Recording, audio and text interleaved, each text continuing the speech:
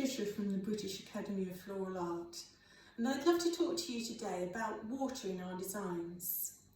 We often use water in our designs to keep our flowers fresh and alive, and as a medium to support the flower stem. But have you ever thought about using water as an actual design feature? And that's what I want to have a chat about today.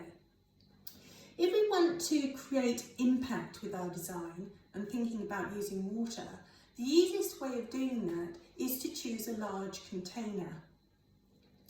This one is pretty large, but you could have it even bigger.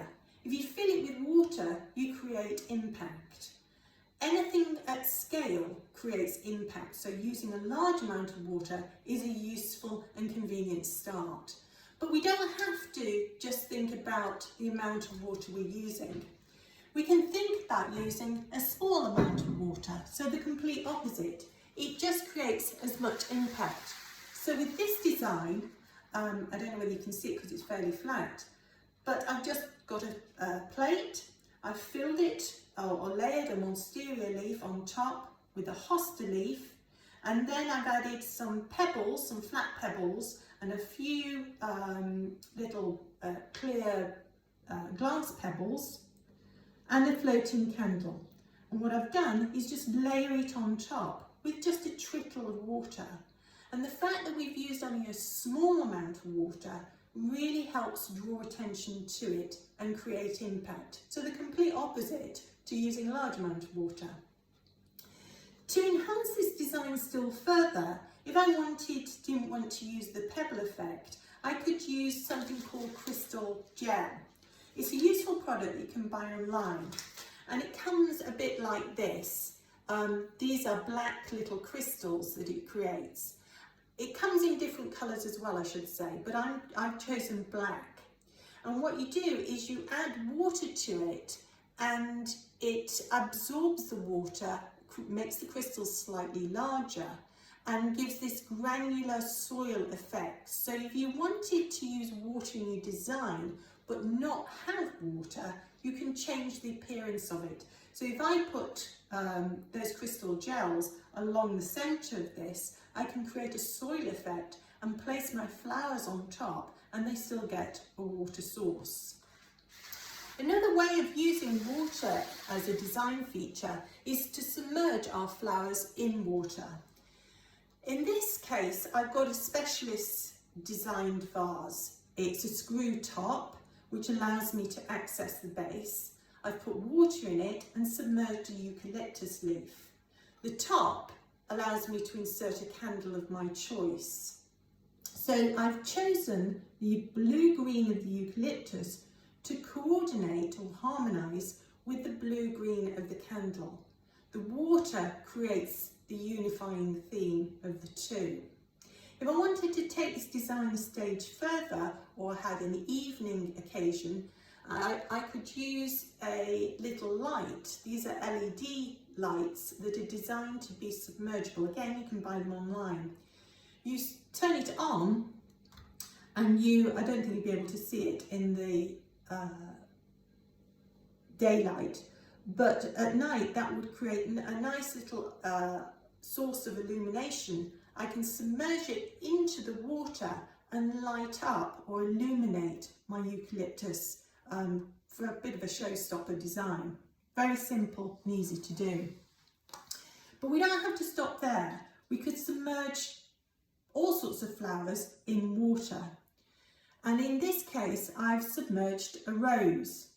But what happens, as you can see, when you just take a vase, fill it with water and put a flower in, the flower floats.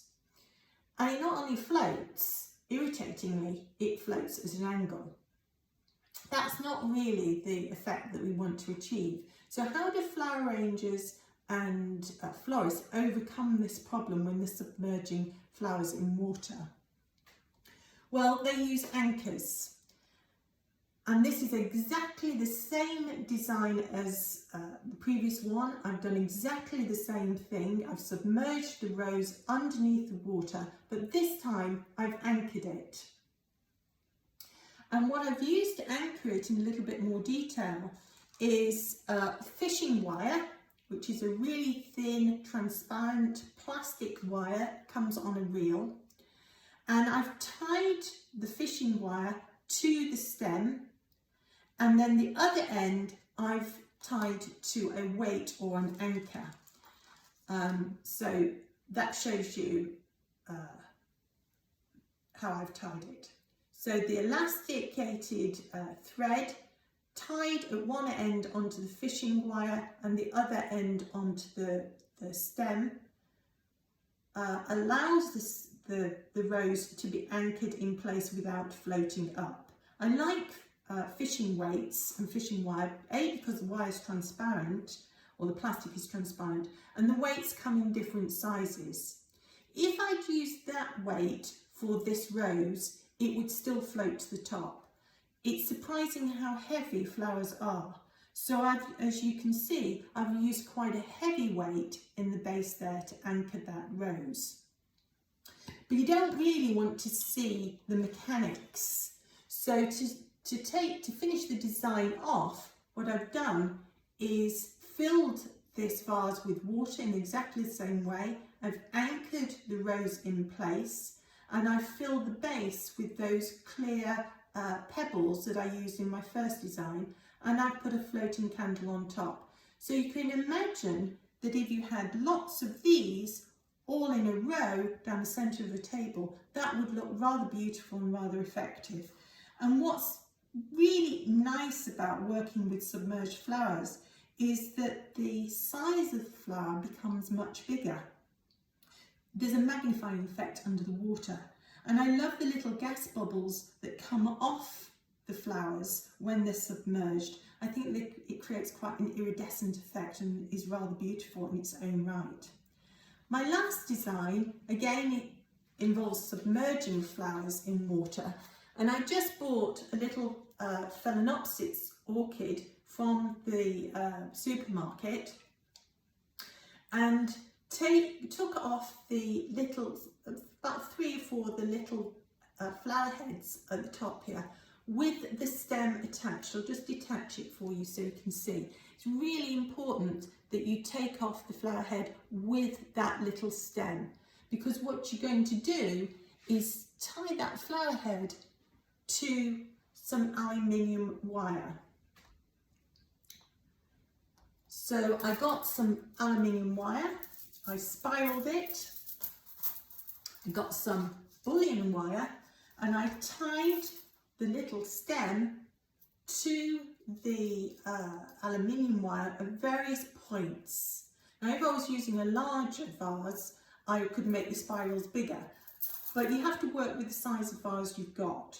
So this is quite a tight spiral, and each of the flower heads are tied at various stages around, I hope you can see that, around the spiral. And again, you get that iridescent effect, the bubbling effect, and the size of the Phalaenopsis orchid becomes much bigger. This works great in a large vase. So going back to my original size, this would work beautifully, same principle with the wire spiraled down it, but this time choose Vanda orchids. They're much bigger in size and more suitable in scale to the size of the vase you've chosen. So I hope you've enjoyed this little tour of using water as a design element in our flower arrangements. I hope you found it inspiring, and I hope it encourages you to have a go, play around with water in different containers and in different formats, and see what you can come up with. I hope you've enjoyed it. Nice to see you. Thanks for listening. Bye bye.